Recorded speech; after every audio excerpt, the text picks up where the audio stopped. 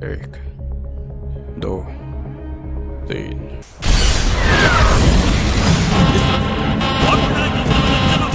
कोई भाग गया है। रिपीट, कैदी भाग गया है।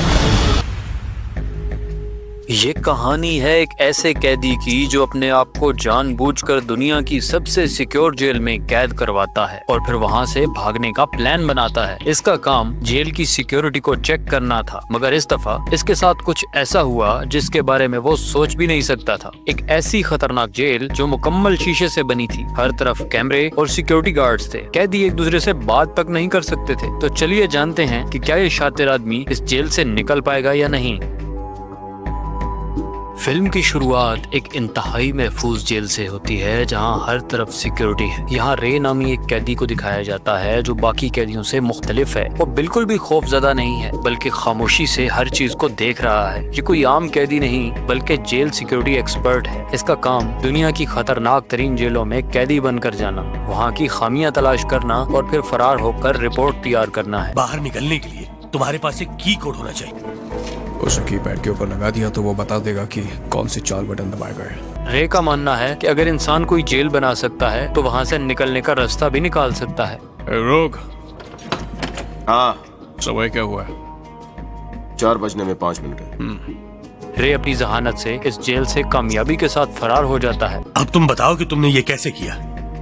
मेरी बात सुनने के लिए मजबूत दिल की जरूरत है।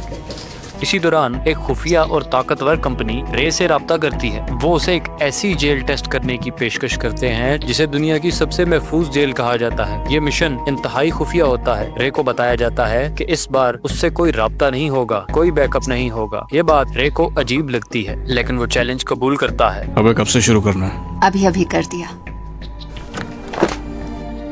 यही फैसला उसकी जिंदगी का सबसे खतरनाक फैसला साबित होता है। रे को नशावर दवा देकर बेहोश कर दिया जाता है। जब वो होश में आता है तो वो खुद को एक अजीब जेल में पाता है। ये जेल शीशे और स्टील से बनी होती है। हर कैदी एक शीशे के सेल में कैद होता है। हर हरकत पर कैमरे की नजर होती है। यहाँ ना कोई अंधेरा है न कोई साया। रोशनी हर वक्त जलती रहती है जिससे कैदी ज़हनी तौर पर टूटने लगते हैं। जल्द ही रे को पता चलता है कि इस जेल का नाम है द टॉम्ब, यानी ऐसी कब्र जहाँ से कोई जिंदा वापस नहीं आता। सबसे खतरनाक बात ये होती है कि रे का अपनी टीम से कोई राब्ता नहीं होता। वो समझ जाता है कि उसे जानबूझकर फंसा दिया गया है। तुम ये कर सकते हो।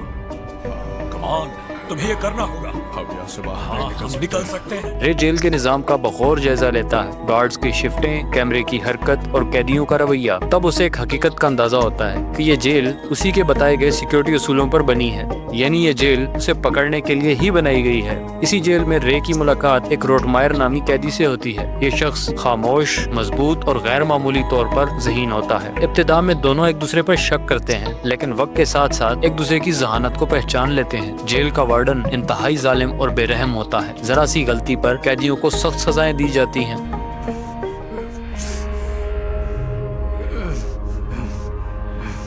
उन्हें तन्हाई में बंद कर दिया जाता है जहां इंसान आहिस्ता आहिस्ता टूट जाता है। रे देखता है कि ये जेल सिर्फ जिस्म को नहीं बल्कि दिमाग को तोड़ने के लिए बनाई गई है। इसके बावजूद रे हिम्मत नहीं हारता। वो जानता है कि ताकत से नहीं बल्कि जहानत से ही ये जेल टूट सकती है। रे और रोटमायर एक खुफिया मंसूबा बनाते हैं। वो जानते हैं कि एक छोटी सी गलती उनकी मौत का सबब बन सकती है। वो गार्ड्स के रवैये और निजाम की कमजोरियों का इंतजार करते हैं। बाहर रे की टीम को शक होने लगता है कि कुछ गलत हो रहा है। तहकीकात से उन्हें मालूम होता है कि रे के साथ धोखा हुआ है। जेल के अंदर हालात अब मजीद खराब हो जाते हैं। कैदियों पर जुल्म बढ़ जाता है। तुम्हें अब यही रहना होगा।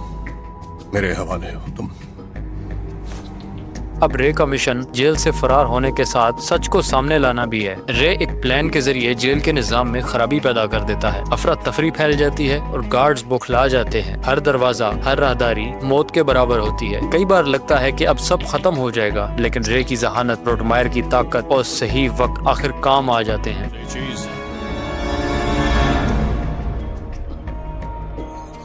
वो उस जेल से निकलने में कामयाब हो जाते हैं जिसे नाकाबिले फरार कहा जाता था। आखिर में असल मुजरिम बेनकाब हो जाता है। इंसाफ अपना रास्ता बना लेता है। रे दोबारा आजाद होता है, लेकिन अब पहले से ज्यादा मोहताज भी हो जाता है। फिल्म हमें ये पैगाम देती है कि ताकत दीवारों और हथियारों में नहीं होती, बल्कि ताकत इंसान के दिमाग में होती है। अगर इंसान हिम्मत ना हारे तो वो हर कैद से आजाद हो सकता है।